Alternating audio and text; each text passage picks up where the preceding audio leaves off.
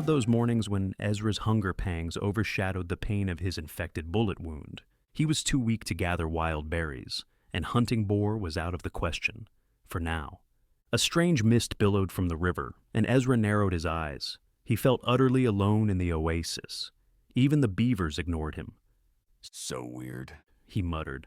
The desert sun muscled its way through the treetops, their highest branches shuddering against the changing weather, from night to dawn. The temperature swung mercilessly, yet the trees stood guard, their green canopy rising like the lions of Egyptian thrones. Ezra lay half submerged in shade, his back pressed to the base of a mesquite tree. He was homesick, for the sweet waters of his bay, and the girl who was waiting for him. For now, his mind clung to food and water, though the bullet hole in his shoulder refused to be ignored. Why hadn't he recovered yet? Never had healing taken this long. The bandage itched beneath his shirt, and every shallow breath reminded him of the wound that tore into him weeks ago. He was out of painkillers, which mattered little. He was used to pain, but his insulin supply was dwindling. And where was Maz? Where were the children? Where was Talia? Talia, he thought. Panic rose. He struggled to stand. She can't go back to Jericho Bay. Suddenly his body gave up on him. Not even the tree offered support, and Ezra plummeted to the ground, his face into the shallows of the pond.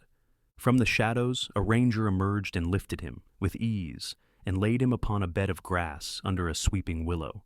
Familiar voices, not of this world, floated around him as a cool breeze ruffled his hair. "Sleep, my friend," the ranger said. Drifting in and out of consciousness, Ezra found peace. He smelled homemade bread, felt the spray of salt water, and heard the ocean's song. Then, she appeared, walking toward him with the grace of a gazelle. "Lexie," he whispered. Ez rolled beneath a white goose-feather comforter. His left arm was free of pain and stretched across Lexie's body. She leaned into his embrace. His wedding ring caught a sparkle of the morning sun filtering through the sheer curtains. "Good morning," she giggled. Her laughter was music to him.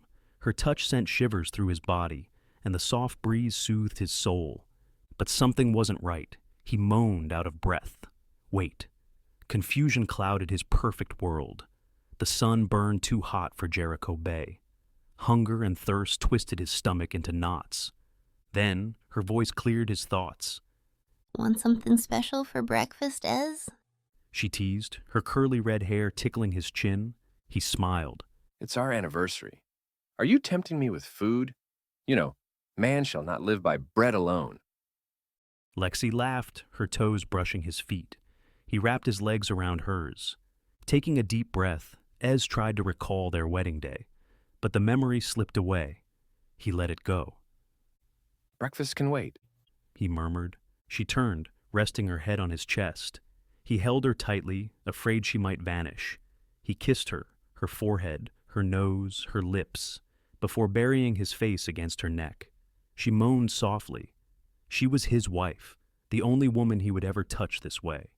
Then, just as her long red hair curled around his fingers, pleasure turned to agony. Metal shredded flesh and bone.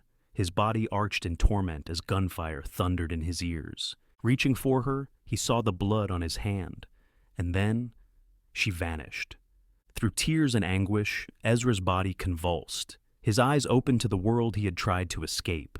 Night blanketed the oasis. He barely remembered the dawn. His shirt clung to him, drenched in sweat, though the air was bitterly cold. "Lexie," he whispered. Rangers pinned down his trembling body. "Sorry, friend. She's not quite yours yet." The ranger, the same one who always appeared when Ezra needed help, kept his face hidden beneath a heavy cloak and oversized hood. "Calm down, okay?" Ezra nodded weakly. "Where's Maz?" His voice shook, guilt bleeding through. "Back to Jericho Bay. He couldn't wait. Others depended on him. But he'll return. You know he will." Ezra exhaled. There was nothing he could do. "Can't you send a ranger to..." "Warn Zeke? The girl he left behind? She's coming for him." The ranger frowned. "That's not your burden, Ezra." "You're never there for Zeke." Ezra pressed. "Why not?"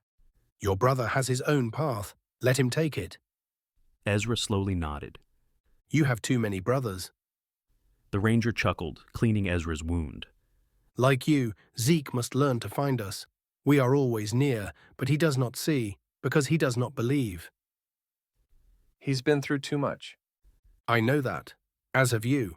But do not worry, my friend. He's not as lost as you think he is.